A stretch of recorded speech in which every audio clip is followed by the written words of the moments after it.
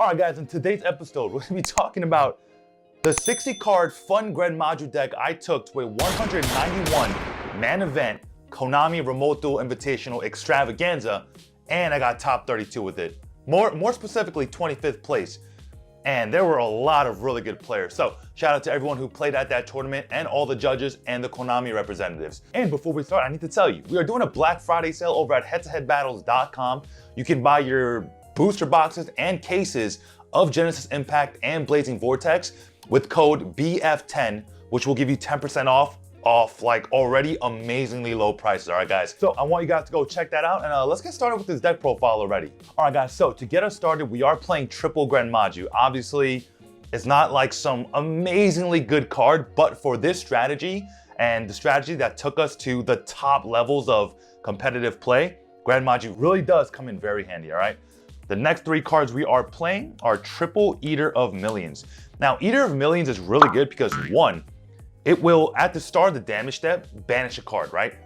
And it's really good. Not a lot of things can be activated in the damage step, but you can chain it onto the declaration of the effect. Now, another really interesting quirk about this card is it can't be kaiju'd. So if your opponent has no out to Eater of Millions and draws into a kaiju, they still have no out to Eater of Millions. This card is really good because Grand Module counts cards face down or banished face up, right? So just the fact that you can literally take your entire extra deck and hand and field, banish it all, and slap down the Grand Module for game is already really freaking good, all right? The next three cards we are playing are Gizmek Orochi, the Serpentron Sky Slasher. Now, this card has saved my Patushkas more times than I can count. The fact that you can just banish 8 to summon it from hand or graveyard is huge. And on top of that, you can banish 3 face down from your extra deck and get a free pop, which is huge. Now, the whole idea behind this deck is to break your opponent's board. Like, you can just sit there, watch your opponent combo off, build some unbreakable board, and then break it and OTK, right? Now, the main man of this deck, right? The one that won me most of my games is Dimension Shifter. Now, a lot, and I mean a lot of combo decks, especially all the ones that are meta relevant today, cannot play through Shifter, right? Virtual Worlds can't play through Shifter because they can't summon, right? They can target, but they need to send to graveyard, so they won't be able to summon their monster. Infernobles cannot combo through Dimension Shifter. Dragon Links will literally normal summon, you change Shifter to summon, they'll pass, right? So Dimension Shifter is a blowout card that works really well for your deck, because at the end of the day, you have so much utility in this deck that you don't care what gets banished and what doesn't, to be honest, right? Next, we're playing 2 copies of Necroface. Now, Necroface is one way to not deck out. You never want to lose by deck out because that's kind of embarrassing, right? I mean, it's really embarrassing. So you never want to lose by deck out. So if you have a Necroface in your hand, like in your opening hand, like keep it there. Like, it will save you a lot of times. And the fact that it'll gain attack, 100 attack per, every card shuffle back from the bench into the main deck is huge, because now you have another like humongous normal summon monster, right? Like Crusadia Mech Knight Avramax doesn't affect normal summon monsters, so like you can literally just beat over that monster. And usually, like, most people will use a lot of resources to get into Avramax, and you'll just out it with one normal summon. So that's like that's huge, right? So that's it for our main like banishing effect. Next, we're playing triple Alpha of Beast. Now, this card is ridiculously good in conjunction with your Danger package and your Kaiju package. Why is that? You can literally Kaiju your opponent, summon Alpha, use Alpha to target itself and the Kaiju, send them both back to hand, Kaiju him again, and then summon Alpha again. The summon is not once per turn. The bounce is, but the summon is not once per turn. So like, that's what makes this card really good. And on top of that, we are running a level 8 Danger package in Thunderbird and Bigfoot. So let's explain Thunderbird first. Now, Thunderbird is a winged beast, okay? Alpha says you can target beast, winged beast, or another type of beast monster, which is kind of irrelevant at this in this time. But let's say you reveal Danger Thunderbird, right? They snipe something else. You summon Thunderbird, you draw a card. You summon Alpha, okay? You Kaiju them. All right, but let's say you Kaiju them first, right? Because you're like trying to get past in the gate. you can literally use the alpha to bounce the Thunderbird and the alpha, the Kaiju, and another card on your opponent's side of the field. And then you can summon the alpha again, and you can reveal Dangerous Thunderbird again, summon and draw again. That's insane, right? And we're also playing triple Bigfoot, which is a beast monster. So let's say like you, I don't know, got past all their on negates and now they just have like random cards on the board. Like it's a literal free draw engine, and Bigfoot, if it gets discarded, pops a face-up card, and Dangerous Thunderbird, if it gets discarded, pops a face-down card. So like the amount of board-breaking potential in this deck is absolutely bonkers, all right? Next, we're playing the one Danger Jackalope, because if this is your last card in hand, you can literally reveal it, send it, and summon a bigger danger from your deck in defense position. And we don't care if it's in defense or not, because we're gonna overlay it for a dope rank 8 package anyway, okay? So that's it for our danger package, or kind of like our break a board package, right? Next, we're playing the one card we really don't want to see in our opening hand. The Glyph we definitely want to see in our opening hand, but I was normally playing 3 Hexatrudes, but I decided to cut it down to 2 because this is the one card you absolutely do not want to see in your opening hand. Like, it does nothing in your opening hand. So in terms of dead cards, this is the 2 bricks you do run, but you are playing a 60 card deck, so it shouldn't really matter.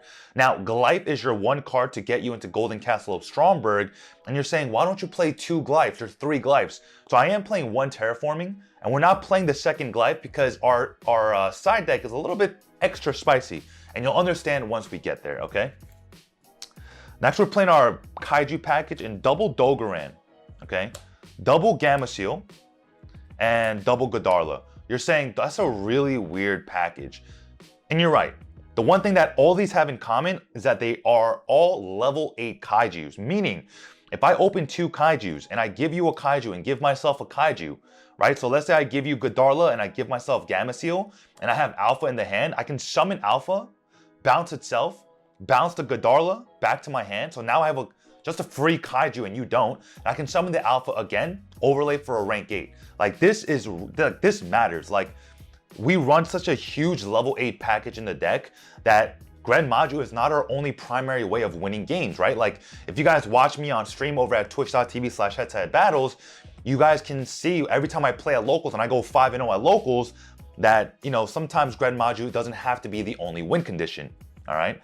And Kaijus right now are huge in the meta because they just out everything, right? Like it'll out the Dragoons, it'll out VFD. You can literally punish players for not shotgunning VFD. Like it is like your literal out to the Dragon Link Buster Lock package and the Buster Blader package. Like this is literally your out to everything, right? Next, we made a meta call, okay? We're triple Lancia in the main. Now, the reason we get to play 3 Lancias in the main is that we play a 60 card deck. We have the room for more utility. And Lancia is really good because if you, okay, you know what? It beats Dinos, which is huge, right? Like Dinos is huge. It also stops the King Long search for virtual worlds. And even for Dragon Links, when they need to banish for white or to banish a monster to summon Red Eyes MD, because Red Eyes MD banish to summon is a real choke point for Dragon Link players. And if you can even stop that one, like, and they don't have an extender, they can't play. All right, so now we're talking about our power 1-ubs and Pankratops and Lava Golem. Now, you're saying, why are you running 1 Lava Golem? During the extravaganza, I had 2 virtual world players make 2 VFDs. Okay, they both made double VFD. They didn't use it in the standby phase, which I have no reason as to why they did not. And they got Lava Golem for 2. It is the best feeling that you can do against double VFD. Because, I mean, dude, if you're looking at 2 VFDs, there's like nothing you can do. But if you have a Lava Golem in your hand, there's a lot you can do, all right? So that's it for our monster lineup. It is a big package, all right? So now over to the spells, okay? We are playing triple Golden Castle of Stromberg. Now, this card is really good because 1, people don't read this card. 2, it actually does a lot, right? It does 3 things for this deck. 1, it has a mandatory banish 10 in the standby phase. It doesn't activate its maintenance cost, so you can't chain Ogre to it or anything, right? So 1, it gives our Grand Maju a 4,000 attack boost, okay? And it's face down, so it also gives our Eater of Millions a 100 attack boost, okay? Second, it summons Hexatrude from the deck. Hexatrude, after you summon it, you can use it to pop a card on the field. That's any card, yours or your opponent's, okay? And on top of that, it's a level 8. And on top of that, if you resolve the effect to pop, it can attack 2 monsters during the battle phase. If you destroy the monster that you attack, you can make another monster on the field gain 400 attack permanently.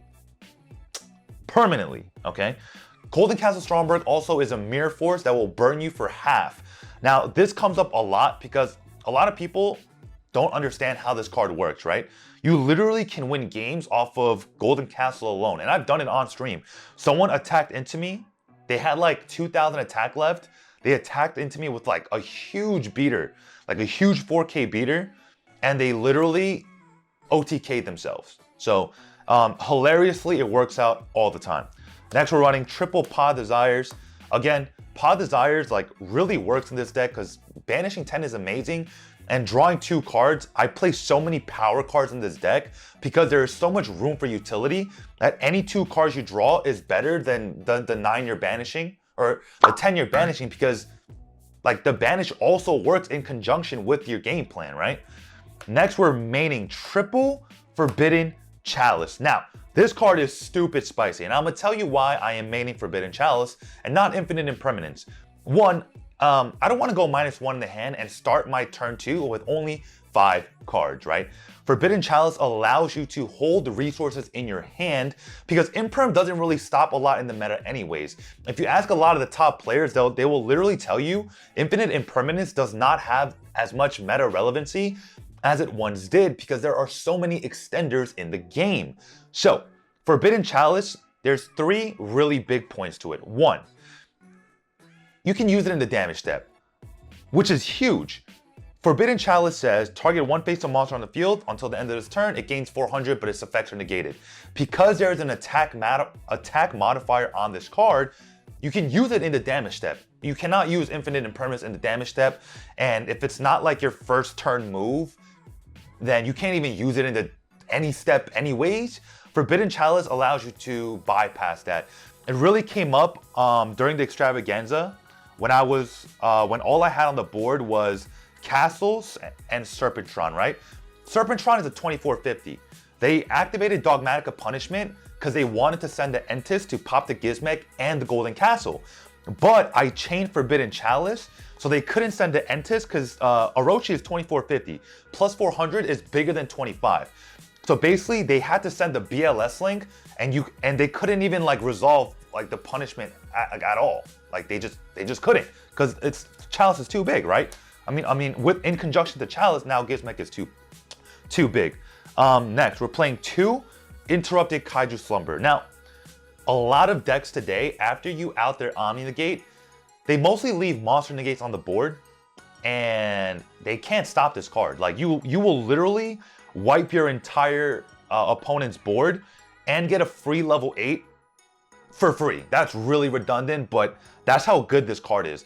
Like the reason we don't play Lightning Storm is Lightning Storm will never resolve. Like if you think Lightning Storm is resolving, it's like, I'm sorry to tell you it's not. In today's meta, it's really not. If you're playing against a back row deck that's set 5 and one of them wasn't Solemn Judgment, you're probably winning that game regardless because they set 5 without Solemn Judgment.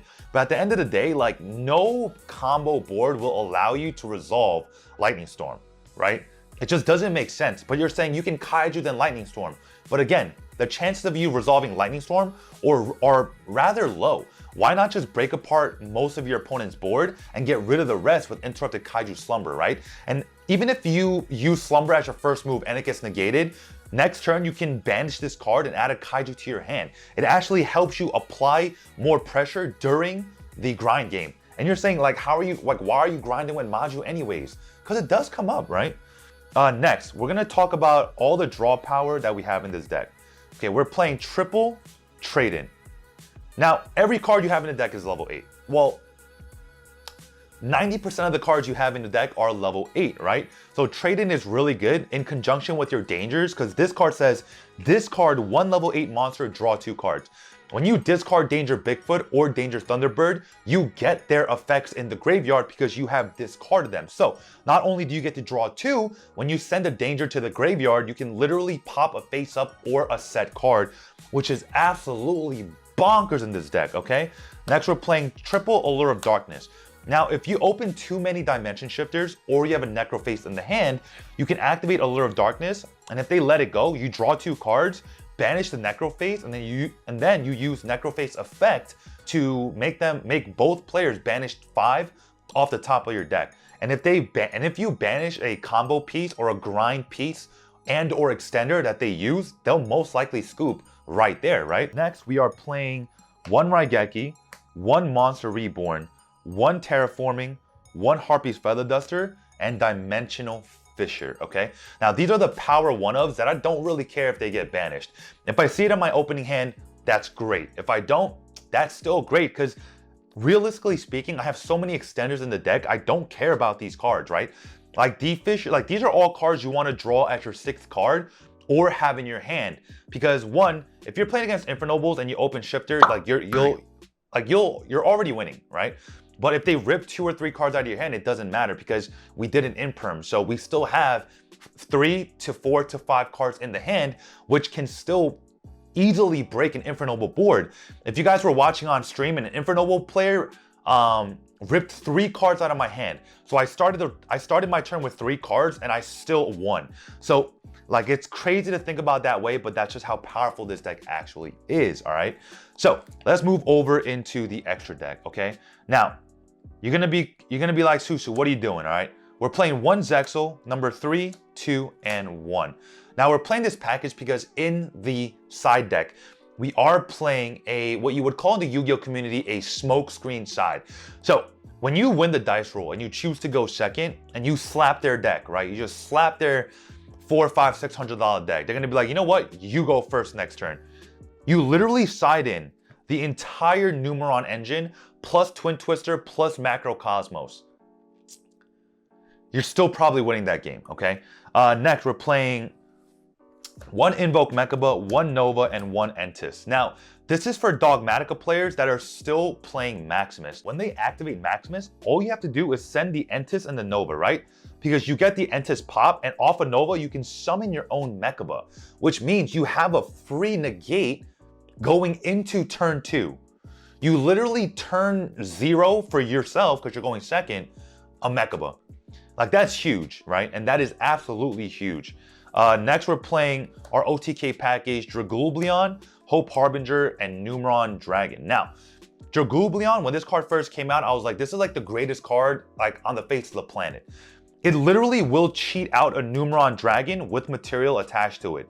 And when you detach a material from it, it literally says it'll gain 1,000 attack for every rank on the field. And usually going second, if they have like a Dryden on the field or whatever, Numeron Dragon will be sitting at 13,000 attack. 13,000 attack, right?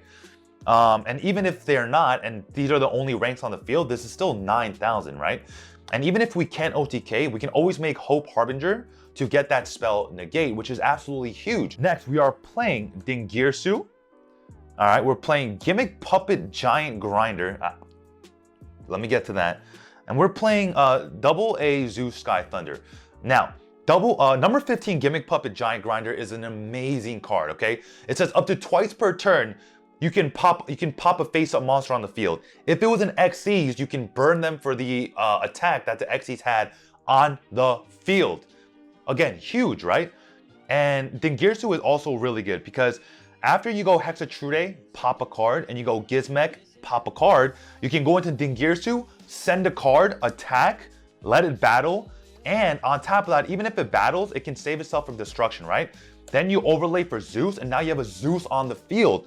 Like the utility you have in this deck is like just next level. Like the amount of damage you can do with this deck upon breaking your opponent's board is quite frankly unparalleled, and I truly believe no other deck can match it, right? The last 2 cards in the extra, we are playing 1 Pentastag and 1 Photon Lord. Now, if it goes to game 3, a lot of players will opt to put their monsters in defense position because they don't want to get punched for 20,000 with the Gren module, and I completely understand that. But as you have seen in the deck has so many extenders. Pentastag is literally free, right? You go into Pentastag, summon module underneath it, and just punch for game. All right, so let's go into this really spicy extra deck, or side deck, sorry. So the first 3 cards we're playing are triple Numeron Wall. Numeron Wall will basically get you into triple Numeron Network. Now, what Numeron Network does is it will dump Numeron Calling to the graveyard. Numeron Calling will summon you numbers 1, 2, and 3 from your extra deck, which you can then overlay for a Zexal, okay? Next, we're playing triple Twin Twisters.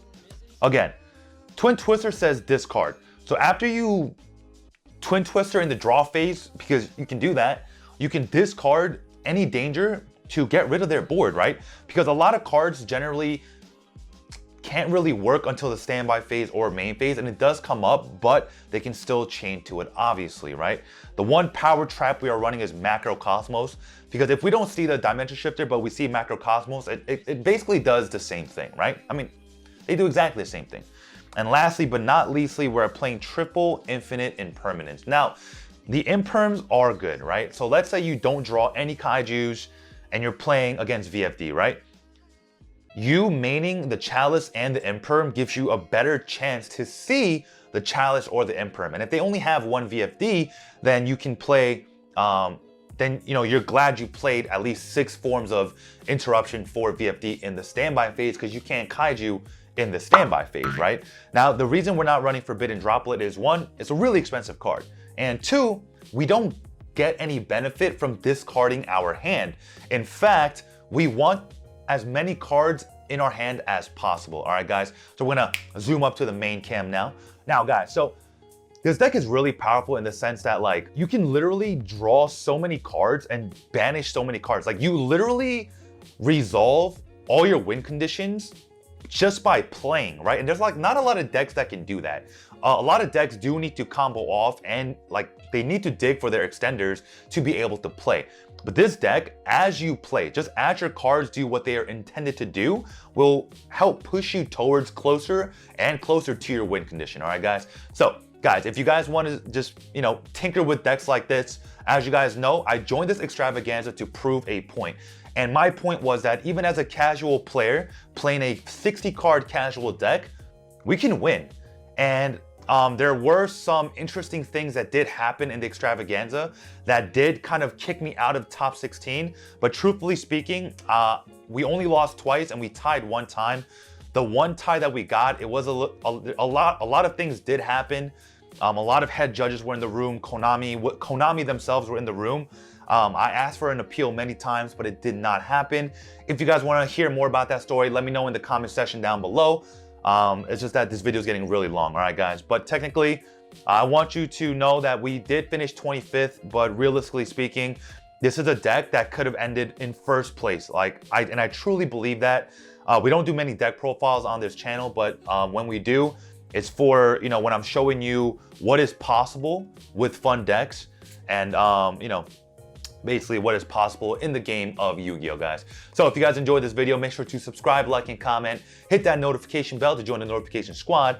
Also, guys, make sure, don't forget, we are doing a Black Friday sale over on HeadtoHeadBattles.com where you can buy Genesis Impact booster boxes and cases for 10% off. And after discount code, it's legitimately $630 shipped to your front door, guys. All right, guys, so thank you for all your support. I will catch you in the next one. This is Susu from HeadtoHeadBattles, signing out.